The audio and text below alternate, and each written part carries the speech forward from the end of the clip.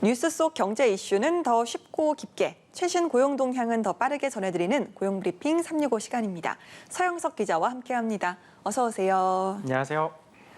네, 오늘 어떤 이슈가 있을까요? 네, 지난해 정직원 한 명당 평균 1억 300만 원의 연봉을 지급한 은행이 있습니다. 와. 2020년에는 금융공기업 중 가장 연봉이 높아서 연봉킹에 꼽히기도 한 곳이죠. 바로 국책은행인 산업은행인데요. 신의 직장이라 불리는 이 산업은행에서 최근 퇴사자가 빠르게 늘고 있다고 합니다. 신의 직장이라 불리던 다른 은행들도 사정은 마찬가지인데요. 왜 그런지 오늘 이슈픽에서 짚어봅니다. 그러니까 월급도 높고 안전성도 높기 때문에 신의 직장이라 불리던 곳인데 최근 공채 경쟁률 무엇이 좀 달라졌습니까? 네, 우선 지난해 산업은행의 하반기 공개 채용 최종 경쟁률은 29.7대 1로 집계됐습니다. 물론 여전히 높은 경쟁률이지만요. 이전 추세에 비하면 반토막 수준입니다. 불과 전년도의 하반기 공채 최종 경쟁률은 56.4대 1, 2020년에는 60대 1을 넘었기 때문입니다. 네, 정말 반토막이네요. 이게 산업은행만 그런 건지 아니면 다른 국책은행들도 마찬가지입니까? 네, IBK 기업은행과 수출입은행도 속사정은 비슷합니다. 기업은행은 지난해 하반기 총 160명을 공개 채용했는데요. 경쟁률은 42.3대 1에 그쳤습니다. 경쟁률이 가장 높았던 2019년과 비교하면 절반 가까이 줄어든 건데요. 수출입은행의 지난해 공채 경쟁률 또한 과거와 비교해서 절반 아래로 줄었습니다. 네, 물론 과거 MZ세대가 선망하던 공기업이나 공무원 직종 모두 좀 인기를 좀 얻지 못한다곤 하지만 국책은행의 인기가 급격하게 뚝 떨어졌습니다. 가장 큰 배경은 뭐가 있을까요? 네, 요즘 세대에게는 일한 만큼 공정한 보상을 요구하는 목소리가 가장 큽니다.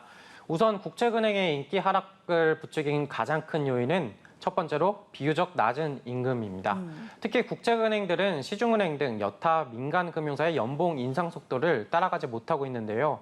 지난해 기준 국책은행 세 곳의 정규직 직원 평균 연봉은 1억 929만 원으로 4대 시중은행의 평균 연봉과 비교해 300만 원가량 낮은 수준입니다. 네, 과거에는 국책은행의 연봉 경쟁률이 더 뛰어났던 걸로 아는데요. 최근에는 이런 판세가 좀 달라졌네요.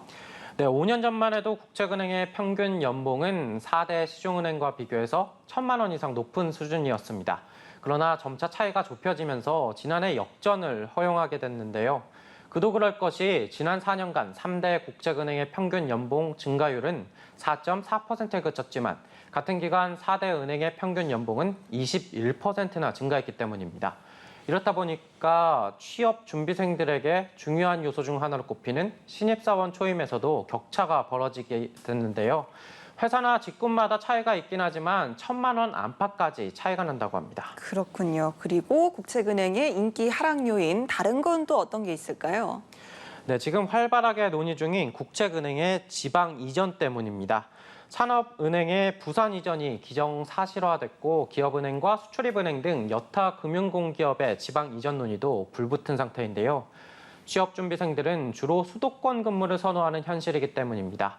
실제로 대한상공회의소가 구직 활동을 하는 청년을 대상으로 한 설문조사 결과를 보면요.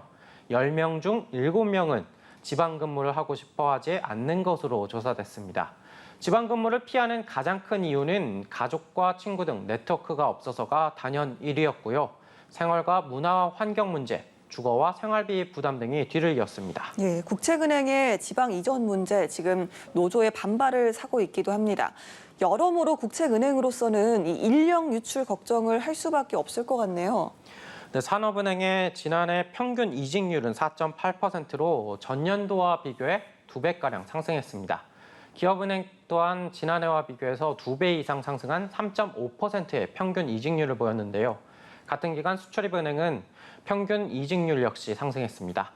국책은행 관계자들은 아직은 인력 유출에 큰 타격을 받을 단계는 아니라고 판단하지만 지방 이전이 본격화되거나 임금 인상률이 그대로 유지될 시 문제가 될 수 있다고 우려하기도 했습니다. 네, 그런데 사실 이런 인력 유출 문제, 국책은행만의 문제는 아닌 것으로 보입니다.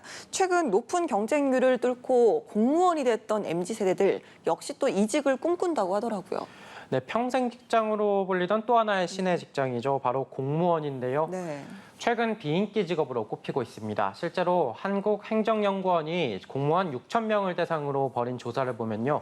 45.2%는 기회가 되면 이직할 의향이 있다고 응답했습니다. 특히 이들 중 재직 기간 5년 이하인 MZ세대 공무원의 경우 절반이 넘는 65.3%가 이직 의향이 있다고 밝혔습니다. 네, 실제로 퇴직하는 이들은 얼마나 됐습니까?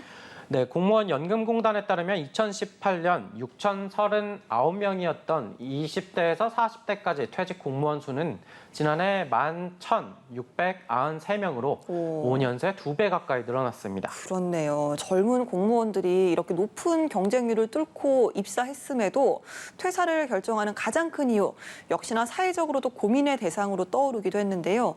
낮은 월급이 가장 큰 이유로 꼽히지 않습니까? 네, 한국행정연구원 설문조사에서도 5년차 미만 공무원들이 이직을 희망하는 이유 1순위는 낮은 보수가 꼽혔습니다. 올해 최저임금은 시간당 9,620원이죠. 월급으로 따지면 200만 원이 조금 넘는데 올해 9급 공무원 1호봉 기본급은 177만여 원. 여기다 수당을 더해야 그나마 최저임금보다 조금 더 높습니다. 다른 직업과 비교하면 너무 박봉이고 일도 힘들다는 인식이 번지면서 구직자에게도 바늘구멍 뚫고 들어온 이들에게도 환영받지 못하는 건데요. 문제는 이뿐만이 아닙니다. 상대적으로 낮은 임금과 함께 국책은행과 공무원 조직을 피하는 공통점, 바로 조직 문화에 있는데요. 맞습니다. MZ세대한테는 이 조직 문화도 참 중요한 요소 중에 하나인데 공직사회는 여전히 좀 보수적인 문화가 강하지 않습니까? 네, 보수적이고 경직된 상명 하복식 조직 문화도 20대, 30대가 공직사회를 떠나는 이유로 꼽혔습니다.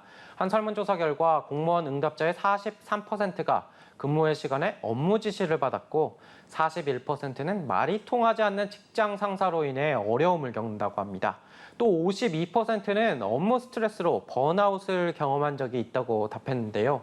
공무원 수준과 경쟁력을 높이기 위해서는 조직 문화 등에 대한 전반적인 개선이 필요하다는 지적이 나오는 이유입니다. 네, 알겠습니다. 자, 한 컷 이슈 어떤 소식 준비하셨나요? 네, 삼성전자가 이달부터 월중 휴무제를 도입해서 월 1회 주 4일 근무제를 시행합니다. 이번 달부터 노사 합의에 따라 월 필수 근무 시간을 충족하면 매달 하루를 연차 없이 쉴 수 있게 한 건데요. 직원들에게 근무 시간의 자율성을 줘 업무 효율성을 높이고 MZ세대 직원들 중심으로 워라밸을 중요시하는 경향이 커진 것이 이번 제도 신설에 영향을 줬다고 합니다. 알겠습니다. 임금 문제뿐 아니라 경직된 조직 문화와 지방 이전 사안으로 국책은행과 공무원 조직을 떠나는 이들이 많아지고 있는데요. 잦은 퇴사로 인한 업무 공백과 또 사기 저하 등을 막기 위해서 각 조직의 성찰과 대책도 필요해 보입니다.